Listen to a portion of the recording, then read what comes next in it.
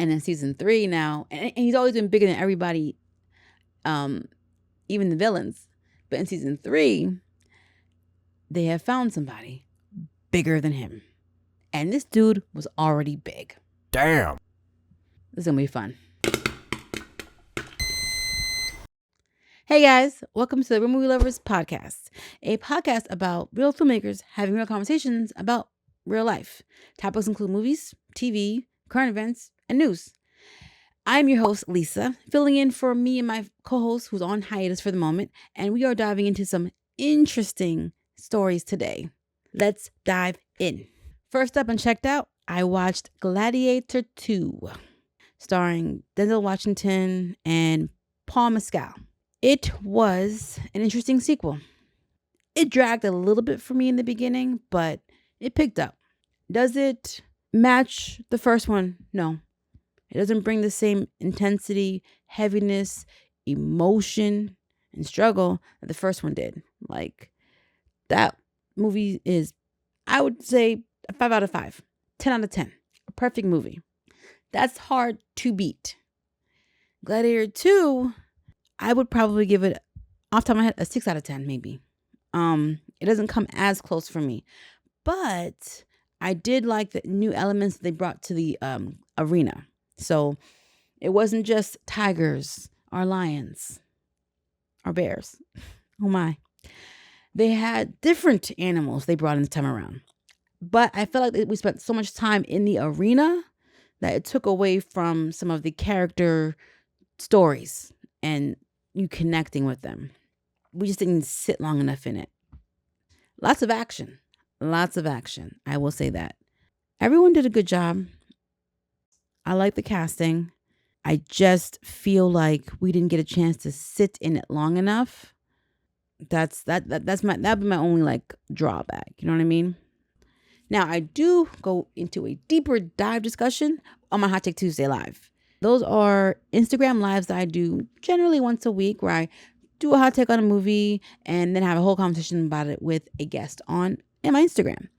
I post the recaps here. So the Gladiator 2 recap should probably already be here. Overall, Denzel Washington's character, that dude is ambitious. You gotta be careful of a man that ambitious. What is he willing to do to elevate? If you're a fan of Gladiator, just understand that this one is not going to meet you there. It's not. It's got some missing heaviness to it, you know, but it is very enjoyable. And the fight scenes are excellent. However, that emotional connection, that anguish I felt for Russell Crowe's Gladiator in the first one, how he lost his family, how he was betrayed, how he was fighting to get revenge. In a way, they kind of recycle that here. But to be fair, as my sister has said, history tends to repeat itself. So it makes sense that cycles of violence, technically, would continue. I'm still sitting in it. Am I going to revisit this movie? Yes, because I need to rewatch it just to kind of like see what I missed. But is it like, oh, I can't wait if it's on? But if it's like, okay. But is it like, if it's on, I'm going to watch it? Probably not. Not like Russell Crowe's. And Joaquin Phoenix? Oh, no, that was a villain for the ages. Now, they replaced him with 2, like, evil emperors, but they are just sadistic. They are not... They're like sadistic little babies in a different way. Joaquin had that gravitas, you know what I mean? Every line he delivered, every look he gave, everything just, it was like being seared into you. Not the case with these guys. Although, to be fair, following up with Joaquin Phoenix is a difficult task to do. So overall, 6 out of 10, I would recommend. I also finished catching up on Abbott Elementary, which is a show that I freaking love. Love this movie. I mean, this show. Created by Quinta Brunson. So Abbott Elementary, for those who don't know, it's like a comedy, ABC comedy that follows a group of teachers at a low-income public school. And it shows the highs and the lows of working within the public system, trying to, be effective on a limited budget, as a teacher in the classrooms, out of the classrooms, the hijinks that occur, having to deal with a department and the school board, and just everyone struggles, But they find a way to talk about these subjects, talk about these topics, bring it to your attention without beating it over the head with it or preaching at you. It's done in a very light, fun way, but also informative. It's very enjoyable. They just got renewed for a 4th season. Well deserved. If you have not checked out the show, go ahead, go binge it. I'm telling you right now, you are going to enjoy it. I have enjoyed watching the arc of which one character, the principal, who when you meet the principal in season 1 to where she's at now, that character arc, chef's kiss. It's so amazing to see how they've written her character to grow. How she still is true to herself. She's still, who she is, but she's grown in these areas, as well as some parts of her being revealed to us that we didn't realize how she felt about certain things from the beginning. How she seems to be a flippant, flighty principal who's very selfish and only thinking about herself. For the most part, she is, but she does care about the students and her staff. And as she progresses, you see more and more of that. Janelle James is the actress who plays the principal, Ava Coleman. And she is, honestly, everyone in their roles, from Quinta Brunson, who's not only the, I think she's the showrunner, but she's definitely the creator of the show and a writer. From her, Lisa Ann Walter, Chris Peretti, the teacher, Cheryl Lee Ralph, Tyler James, everybody hates Chris. He does such a good job. He, how in The Office, Jim would look at the camera, give these looks to the camera. Tyler does it so well. He has these looks, it's hilarious. Oh, I forgot to mention, this is kind of shot documentary style like The Office. So it's technically a camera crew following around these teachers and everything and the students. It is hilarious. Even the janitor, William Stanford Davis, he's hilarious. Everyone does such a good job. The casting, the chemistry. I always get excited when I'm sitting down for a new episode of Abbott Elementary. I'm like, yes, bring it. And I will probably go back and rewatch seasons 1 through 3 because they're hilarious. So if you haven't checked out now, I recommend checking this out. And you guys let me know what you've been watching or what you recommend. Drop it in the comment section, the chat, so I can check it out. Hey guys, quick aside. If you like what you're seeing and you like what you're hearing, feel free to give the video a like, subscribe, and hit the notification bell so you can always be up to date on what's going on. And for those who don't know, I'm a writer, director, and producer with my own series, The Zombie Chronicles, which you can also check out on Amazon Prime or Tubi. And I am offering a screenwriting intro class March 1st. This is a class for beginning writers, those who want to write, or for experienced writers who need a refresher. We're going to be covering the basics of screenwriting, storytelling, characters, and dialogue. And it's going to be online, so you can access it from anywhere. And those looking for a way to help support further, you can check out my Patreon, NXG Global Productions, where I discuss more movie reviews, access to clips of my writers group recordings, first look at behind the scenes, shout outs on social media, posts, and more. I'm looking to grow the community and would love to have you be a part of it. Plug over. Our first topic of the day, Constantine director teases R-rated Scarier sequel in latest production update. We are closer than ever. That's right, guys. The Constantine sequel you never thought you'd see is happening. February 18th, 2025 marks the 20th anniversary of Constantine's theatrical debut. This is based on the Hellraiser comic series by Vertigo. The movie sees Keanu Reeves step into the role of DC Comics' favorite occult magic user, John Constantine. So the movie was a moderate box office hit and has grown a cult following. I'll say. Constantine 2 was announced in September 2022. So 3 years later, and they're pretty much confirming, oh, it's definitely happening. Director Francis Lawrence has spoken about the sequel and revealed that the movie is in active development. He says, I will say that we are closer than ever to a Constantine sequel, that there is an idea that Keanu and Akiva and I all really love, and that is being actively developed now. Okay, the frustrating thing is, he's basically saying there isn't a script yet. It's in development. And you know what else was in development for a long time? Blade. With Mahershala Ali. The first Constantine movie was, they were going for a PG-13 rating, but they didn't get it. And I'm kind of glad. Because having to cut some of those scenes to kind of appease a PG-13 rating would not have been worth it. This time around, they're not even bothering. They're like, nah, we're going to go full force, rated R, jumping right in. Now, why has it taken so long to even get to this point? So glad you asked. Apparently, there was multiple regime changes at Warner Brothers, which, you know what, I can attest. They've been reshifting a lot in the last few years at DC, and the DC characters being tossed around from person to person. Not to mention, there was like a rights issue, I believe. Like, who owned the rights to the characters? So there was a tussle with that. NBC did make a series, which I had heard about it. I hadn't watched it, but I had heard about it. Yeah, okay. They made a series, one season. In 2014, there was one season of Constantine in 2014. It did not last. Oh, Harold Perrineau was in it. This must have been before From.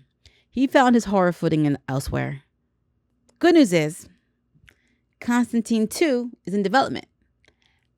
Bad news is, not sure how long it'll be before we see it, because the director has confirmed that he's going to first make the next Hunger Games movie, Sunrise of the Reaping, which already has a November 2026 release date. That's almost 2 years out. And that's before he even sits down to even like pen Constantine, produce it, write it, all that kind of stuff. So we may not even be looking at a Constantine sequel until 2028, which is basically 3 years from now.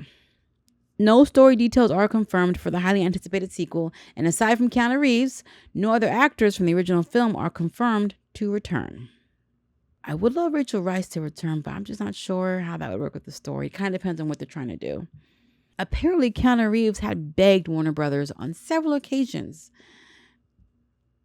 to do the sequel. Let's look at the numbers.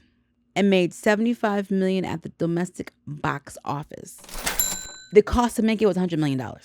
That's less. However, worldwide release, the movie made $230 million and had strong DVD sales after the fact. Let me tell you, DVD sales really saved movies and was something that Hollywood could bank on. The studios could bank on. Like, if it didn't do so great in theaters, the DVD sale market would help fluff those numbers up and make them make profit. They don't have DVD anymore. They don't make that. Streaming has killed that. Although I am working on collecting physical media again, because I do not like what's happening in the digital realm where they want to remove titles that you already paid for. Nah. But aside from that, because there's not that cushioning anymore, studios who are already hesitant to take chances, even more so now, don't want to take chances, which is also why you see a lot of already established properties, reboots, remakes, and sequels. But by all accounts, this movie was profitable, and a sequel probably would have exceeded what the first one did.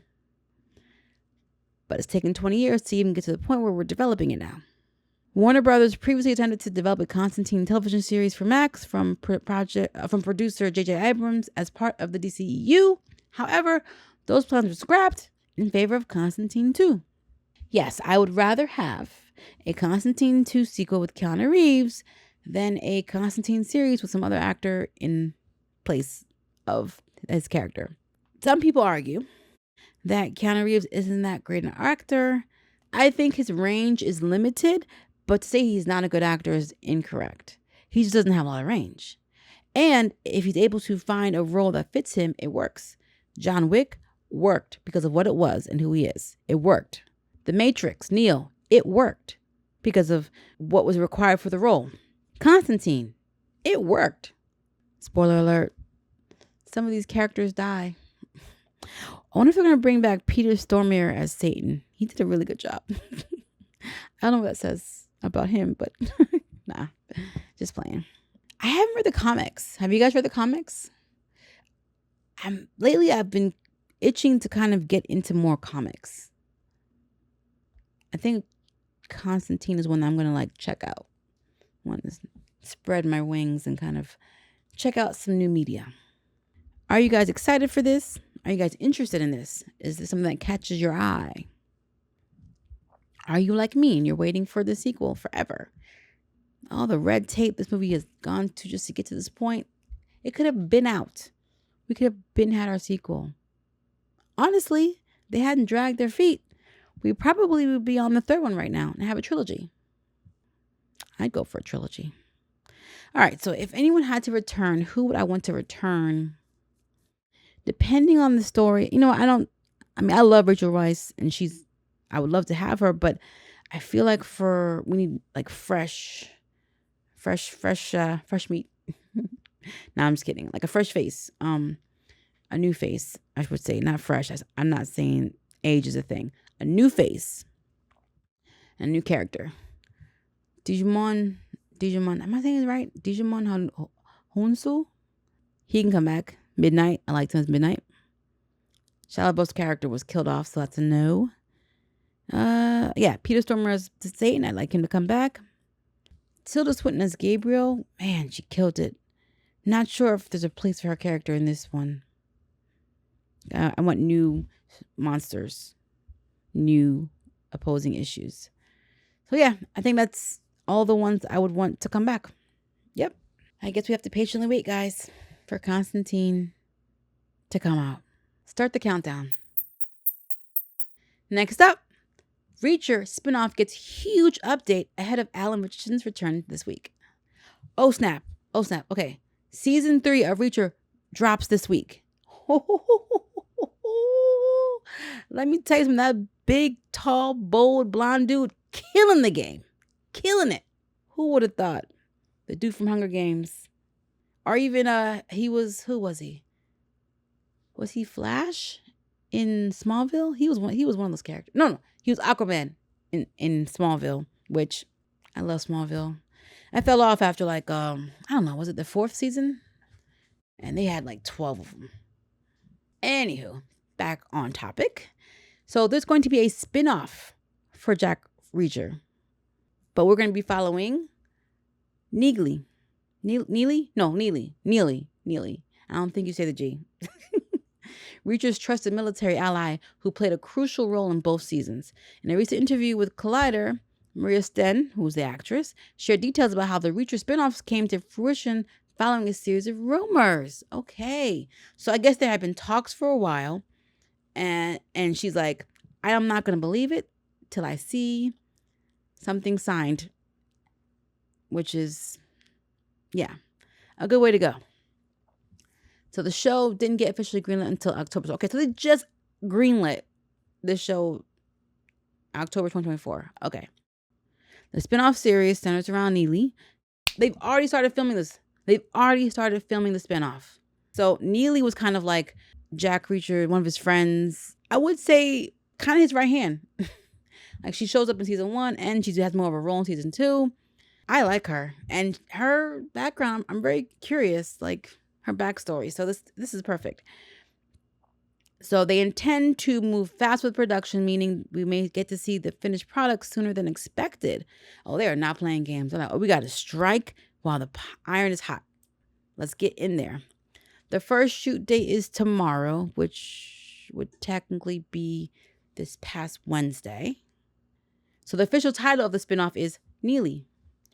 And it will delve deeper into the character addressing areas of her life that were not possible to explore in Reacher. In the same interview, Sten revealed important plot details about Neely. Okay.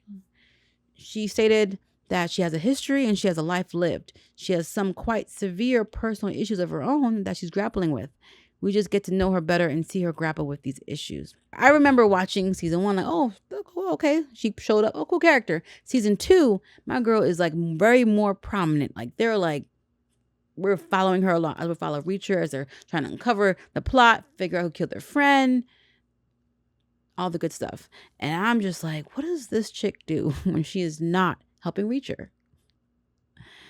She just seems so interesting. I guess I'm not the only one who wondered that, because now she has her own spin-off show. Since Neely was the main character in Bad Luck and Trouble in the second book in Lee Childs' Reacher series, I didn't know she had her own little sub book, which inspired the Reacher season 2. It makes perfect sense that she's now getting her own spin-off. Okay, yes. Okay, so obviously Reacher is based on the book series written by Lee Child. I think I started reading one a long time ago. I just never got to finish it. There are so many books I want to read because so many properties that I adore come from books, are based off of books. And I am a bookworm. I've always been one. I've always loved reading. It's just in my adult life, it is very challenging to get that reading done. My book list is starting to get as long as my movie lists. All right. Bad Luck and Trouble. Okay. How many books are in the Reacher series? Does anybody know? All right. So I already liked her character. I already had curious questions about her character. She's smart. She's resourceful. And she's tech savvy, I believe. I'm curious how she makes her money, what she does in her off time, who her family is. Just there's certain parts about her personality that I'm just like, how did we get here? How did you become this? And I don't mean that in a bad way. I'm curious. I'd like to know. All right, guys, in or out? We watching this? You want to see this? I'm already watching season 3. I cannot believe it's already here. Yes. Okay. Definitely watching season 3. If you haven't watched Reacher and you love action, or you just love that, someone standing against injustice, you'll love Reacher. This dude is huge and hulking, and it's just, okay. I think they upped the ante in season 2, and I think they've pulled back for season 3. And I mean, as far as believability, because in season 2, this dude kicked a car in a certain position that made the airbags deploy. And in season 3 now, and he's always been bigger than everybody, even the villains. But in season 3, they have found somebody bigger than him. And this dude was already big. Damn. This is going to be fun. Alrighty, guys. Were you watching Reacher 3, season 3? And are you going to watch Neely? Let me know. You know what time it is, guys. Our remake, reboot, news of the week. Long gestating Red Sonja reboot gets an exciting release update.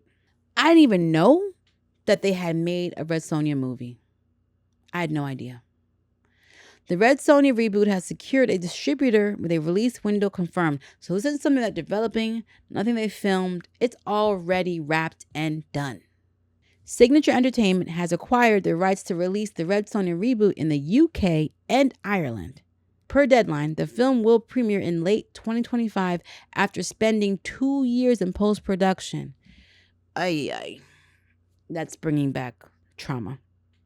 I'm literally in post-production on season 2 of my show, Zombie Chronicles. Season 1 you can watch on Tubi.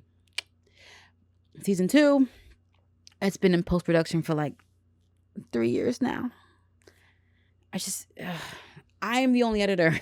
I don't have a team of editors. So I have to ebb and flow with my schedule and everything and all the things that I do in my endeavors. But this year I'm going to do it. So Red Sonja is an epic story in a fantasy-laden world with a strong commercial feel to its execution. Production company Millennia Media is still looking for a distributor for Red Sonja in international markets. So they've got the UK and Ireland covered, but the wider net, they still need distribution. Now, let's see. Red Sonja debuted in 1973 in Conan the Barbarian number 23 comic. This is a comic book property. Red Sonja later headlined Marvel titles as the lead and solo protagonist. She also appeared in crossover issues with characters from Marvel and Dynamite Comics. Her stories have been featured in novels, also adapted into film and TV. Yes. Bridget Nielsen played Red Sonja in the 1985 movie. Yes, okay. With Arnold Schwarzenegger. I watched this when I was a kid. I loved this movie. As a kid, I haven't watched it in my adult years, but I need to. It's from 1985. I know there are things that are not going to hold up, but I still want to watch it. I want to see it because I watched Conan the Barbarian with Arnold Schwarzenegger, and then I think Red Sonja was the next one they did. I think I've definitely seen those two. Matilda Lutz stars in the upcoming reboot directed by MJ Bassett, who also did Solomon Kane, Altered Carbon, Ash vs. the Evil Dead. Okay, not too bad. The Red Sonja reboot will revamp the origin story while staying faithful to the character from the comics. Man. So there was this character in Red Sonja, and I'm just going off the top of my, I remember. This villain. Like, they would serve her men. They would send men to her chambers. And she was all like, hey, all seductive and like, oh, like, come closer, da-da-da. And then you never saw what she did. But the dudes would scream, and then she would put like this golden mask on the wall of their face frozen in horror. And she had like a collection. I don't know how she was doing it or what she was doing. Because again, I feel like I was like 8 when I was watching this or something like that. So I gotta look back at it. I gotta see. The Red Sonja reboot has been in development as early as 2008. Director Robert Rodriguez from Dusk Till Dawn first helmed the adaptation that would have cast Rose McGowan in the titular role. I would have watched that. Robert Rodriguez, Rose McGowan. Oh my gosh, that would have been so amazing. The project was scrapped and picked up by multiple screenwriters and directors, including Simon West, Lara Croft, Tomb Raider. Wait, is that the new one or the Angelina Jolie one? Bryan Singer and Joey Soloway. Okay, so Bryan Singer did X-Men. In March 2022, Bassett rewrote the script and directed the project, which started production in August 2022. Wow. Okay, MJ. The film will be based on Dynamite Entertainment's version of the character, whose origin story is also revamped. Okay, all right. Interesting. Bassett confirmed the Red Sonja reboot will not feature the origin arc of the 1985 film, which depicted the character being, what's a good word? Grape by marauders? That happened in the film? That happened in Red Sonja? That would explain a lot of her character in Red Sonja. I don't recall that. Okay. I gotta look back at that. The writer-director also added the film will not explore themes of gender and sexual politics. I didn't warm to the previous script, which was much more sexual politics. Obviously, in my personal life, I'm interested in that, but as a storyteller, I don't think it's interesting.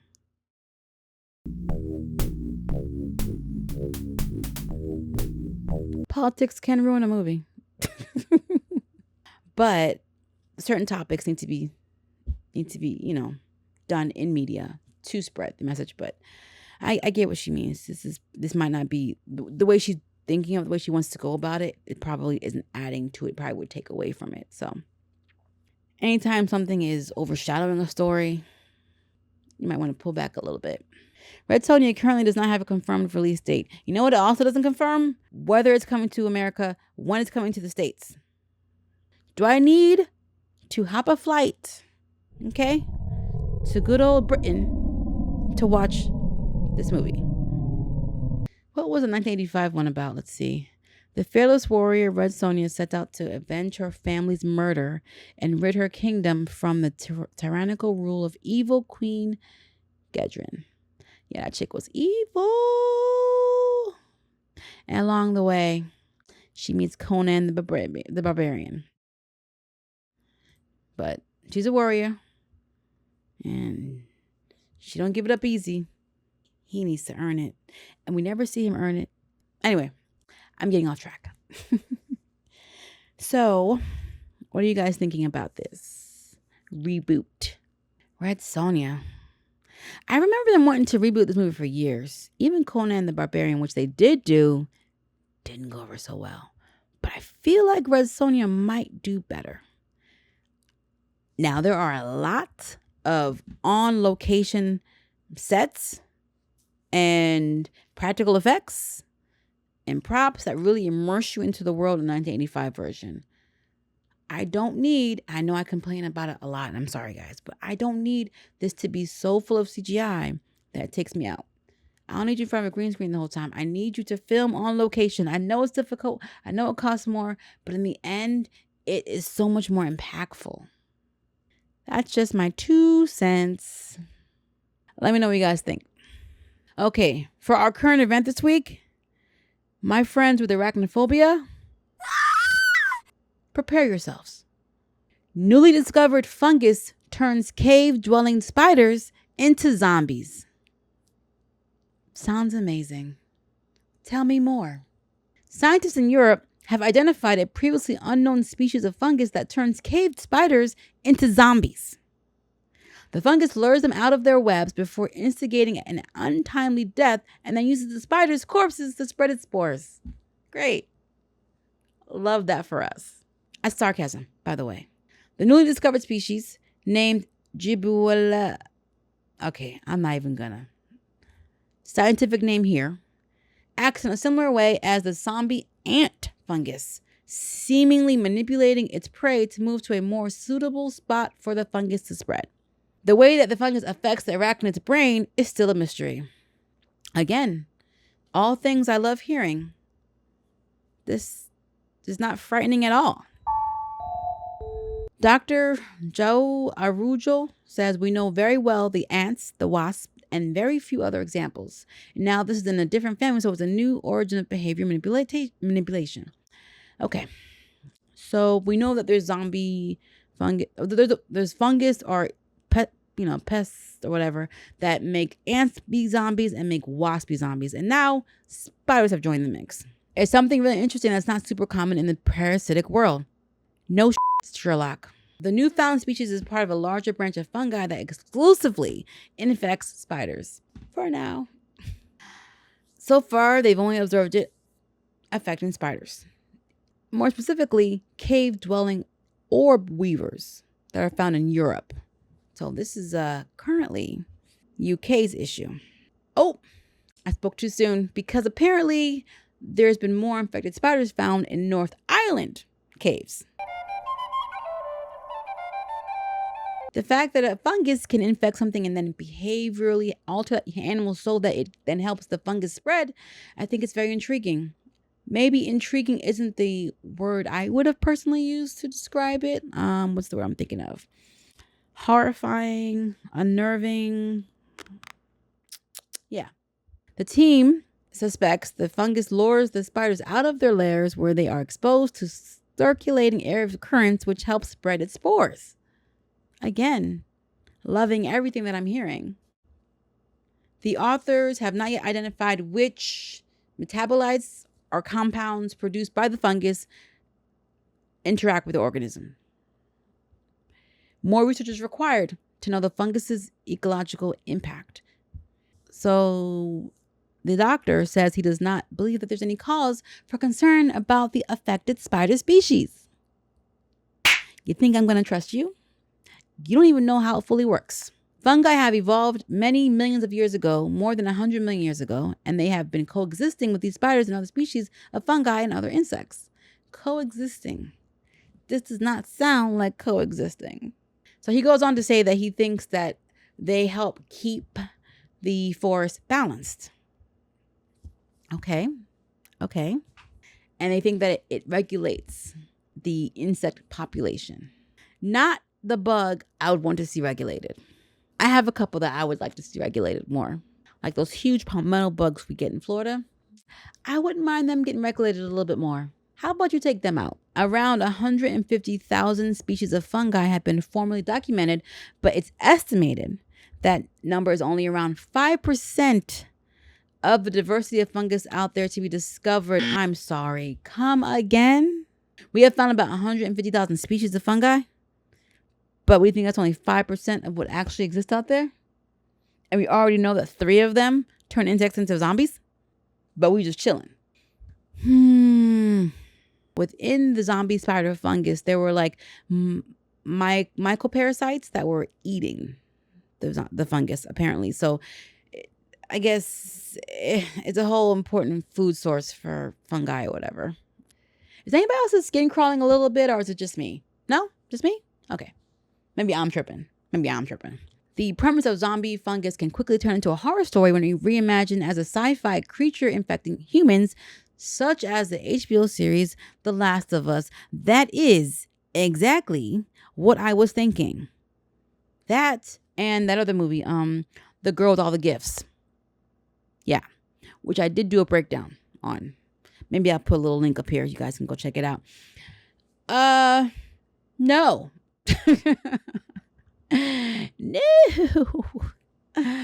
I mean, listen, I am a fan of zombies. I love zombies. Hence me creating a show about zombies, except my zombies aren't, flesh-eating monsters. It's a whole different concept.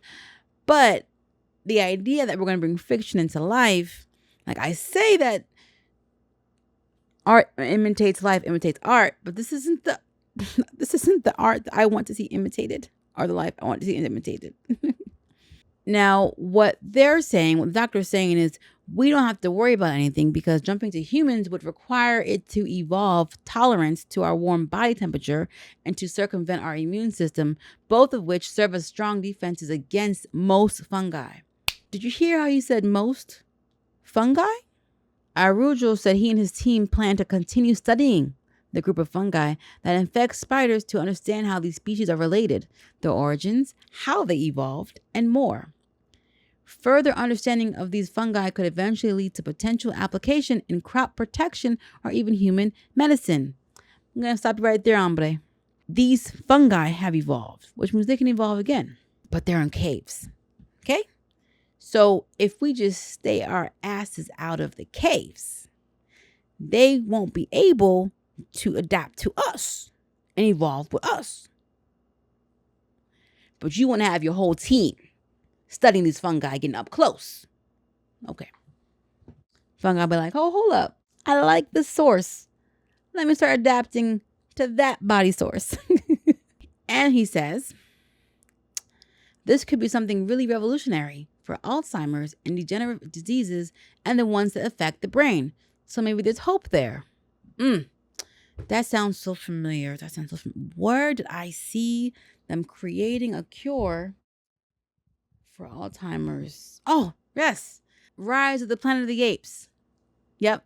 No, in all seriousness, their scientific breakthroughs are amazing for us and has helped us, live better lives, stronger lives, healthier lives.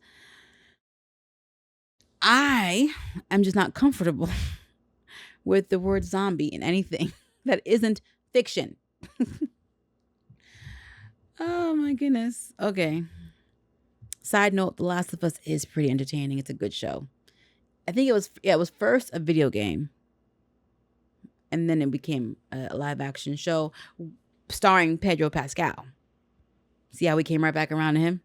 Dudes and everything. All right. my friends who are afraid of spiders, you may find this interesting and exciting. You may like the idea of less spiders in the world. But I remind you, the reason why we don't have flies invading us and ramming into our mouths every time we open it is because spiders keep the population down of pests and bugs. I don't want to get rid of spiders. That's not the bug I would target. Okay, is this story as frightening to you guys as it is to me? Or are you kind of like, it's whatever, it's fine? If you want my attention, you put the word zombie in the title, okay? And finally, our tech news story of the week. The Stargate Project, a real-life Skynet in the making. Now, y'all know, the minute I saw this title, I had to do this article. If you want me to cover a tech story, simply put the name Skynet in the title or somewhere in the article. And there is a 95% chance that I'm going to cover or look at it. The Stargate Project is one massive AI build out that sounds a lot like Skynet. Okay, sounds great so far. Fully comforted. Skynet was the real villain in the Terminator movies, yeah. And it was an AI that concluded that technicians would kill it once they realized what Skynet could do, so it acted defensively with extreme prejudice. Yeah, it launched nukes against everybody. The lesson from the movie is that humans could have avoided the machine versus human war had they refrained from building Skynet in the first place. However, Skynet is an AGI, artificial general intelligence, and we aren't there yet. They said yet. But Stargate will undoubtedly evolve into AGI. Are they hearing themselves as they're writing this out? No? No red flags? OpenAI, which is the heart of this effort, believes we are a few years away from AGI. Excuse me? I'm sorry. Let me reread that sentence real quick. OpenAI, which is the heart of this effort, believes we are a few years away from AGI. Are you telling me that ChatGPT said, oh, we almost at Skynet levels. We're about a few years out. And y'all just, everyone's straight. Everyone's good. Alrighty. You know what? Let me not just jump on the negative bandwagon. Let's talk about the good things about this program. So, okay, the good. AGI will be able to perform a vast number of jobs at machine speeds. Everything from managing defense operations to better managing the economy and assuring the best resource use for any relevant project. This does kind of sound a lot like the plot of iRobot with Will Smith, where we let machines take over everything and then they took over everything. It could assure U.S. technical leadership for the foreseeable future. And it would be able to see threats like 9/11, RIP, everyone, and instantly moving against them, to being able to pre-position weapons platforms before they were needed to plan out the optimal weapons to be deployed or mothballed. Okay, this is sounding a lot like Minority Report with Tom Cruise, where they, I forget what it was called, pre-crime or something. They could see when a crime was about to happen, when someone was like, I'm going to commit a crime, and they would rush to stop the crime from happening. Stargate would have the ability to optimize the U.S. military both tactically and strategically. And why am I having all these movie references? Let me remind you guys, you're watching a movie podcast or listening to one. So I'm going to have movie references for almost everything. No human-based system should be able to exceed its capabilities. Great. Once built, the AGI version of Stargate could evolve at an unprecedented pace and on a massive scale. This is a positive, okay? Its capabilities will grow exponentially as the system continuously refines and improves itself, becoming increasingly effective and difficult to predict. I'm sorry, we're still in the positive category? Okay. An AGI at the scale of Stargate and with access to the sensors from NVIDIA's Earth 2 project could more accurately forecast coming weather events. I live in Florida, South Florida. Good luck predicting the weather because it's so unpredictable. Stargate's AI would be, with the proper sensor feeds, be able to see the future and better prepare for both positive and negative outcomes. Oh, we're still talking about the weather. This isn't actually talking about pre-crime. In short, an AGI at Stargate's scale would be godlike in its reach and capabilities, with the potential to make the world a better, safer place to live. I have found in my life that anything described as godlike never goes well. Alrighty, on to the bad, because apparently those were all good points. We are planning on giving birth to a massive intelligence based on information it learns from us. We aren't exactly a perfect model for how another intelligence should behave. Oh, yeah, you mean where like it learns us and it's like, oh, what's really destroying the planet? Oh, it's humans. Let's get rid of them. Stargate could do harm in many ways, including job destruction, acting against humanity's best interests. Would that be survival? Hallucinations, intentional harm, and self-preservation. Okay, let's break those things down. Okay. So AI can be used to help people, right? But of course, it's going to replace jobs. It's going to replace people. How helpful is it going to be for me if it's replacing my job? They're literally being trained to replace people. And Uber is eventually going to replace all of its drivers with just AI. Oh my gosh. Can you imagine? What movie was it? The first time I saw it, I think, was Total Recall the first time I saw Total Recall with Arnold Schwarzenegger, not the remake. I think it was the first time I saw like machine operated, or self-driving cars in a movie. And now we're like, who would have thought? Yikes. So humans will not be able to compete with any fully competent AI because AIs don't need to sleep or eat and they don't get sick. How can you compete with that? Just once, I'd like to find a really fun tech story. Maybe I'm not looking hard enough. The other thing is acting against humanity's best interests, which doesn't just mean survival. So they have an example here. LA, the cut of funding for firefighters was a tactically sound move to balance the budget, but strategically, it wiped out a lot of homes and it went sideways. It was not strategic. Now imagine decisions like that made at a greater scale. Alrighty, this is scarier than the spider zombie fungus story. Yep. They reference 2001: A Space Odyssey. We could be there with a Hal Jordan, not Jordan. Hal Jordan's Green Lantern. That's separate. Hallucinations. Generative AI has a hallucination problem. I'm sorry. What? What'd you say? What did you just say to my face? Generative AI has a hallucination problem. It fabricates data to complete tasks, leading to avoidable failures. I know I'm an 80s baby. I know I sound like a freaking back in my day person. But you guys cannot tell me you're not at least a minute baby concerned, right? The movie War Games depicted an AI. Okay, this time, guys, they're throwing in the movie references, not me.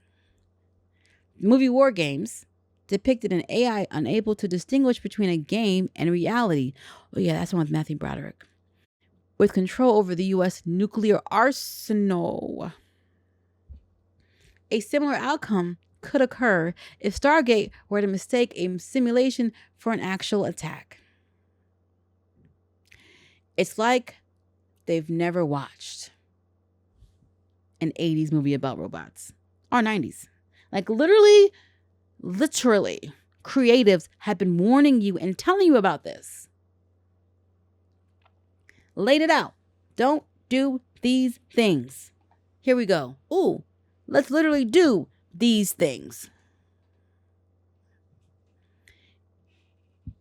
intentional harm. So Stargate will be a huge potential target for both those inside and outside the U.S. Whether to mine it for confidential information, to alter its derivatives so that it does harm, or just help some person, company, or government unfairly. This project will have unprecedented potential for security risks. Not making me feel any better. So basically, like the secrets, the information that the AI has, if it gets hacked or someone else gets control of it, then, because at this point, information is the new gold rush. AI and information. The idea that an AGI might want to survive is hardly new. It goes to the core of the plots in The Terminator, The Matrix, and RoboCop. Robopocalypse? What the hell is Robopocalypse? Again, they are throwing in these references. I'm not even saying anything anymore about movie references. They're saying it. They're acknowledging this is where we're at. Like, just remember where you were when you found out this is what they wanted to do. Hold on, guys. I have got to look up Robopocalypse. Good Lord. I think it's all the syllables throwing me off. Robopoc. Or did they mean Robo-apocalypse? Let's see. A sci-fi story set in the aftermath of a robot uprising. When did this come out? What is this? Okay. Noted. If we get it right, parentheses, the odds initially are against this since we tend to learn from trial and error. This is not something that you can afford to learn through trial and error, but go on. It could help bring about a new age for the U.S. and humanity. If we do it wrong, it could end us. That's literally in the article, guys. I didn't make that up. So the stakes can be higher, and I doubt we are currently up to the task, as we simply do not have a great history of successfully building massively complex projects the first time. Okay. So, looks like we ended on a positive note. We aren't technically doomed. It's possible that, according to what they're saying, it's either going to make us or break us. Literally. Why? AI, why? All right, guys. Let's chill. Let's relax. We don't know. You know what I mean? Let's not overthink these things. But let's just keep our head on a swivel. Yeah? All right, guys. That's for the show. That's it for the show this week. Thank you so much for joining me. I might be taking a break next week, but we'll be sure to have a few trailer reactions for you guys to check out and watch. Thank you again for joining me, and I will see you next time, which could be in 2 weeks. Take care. Bye.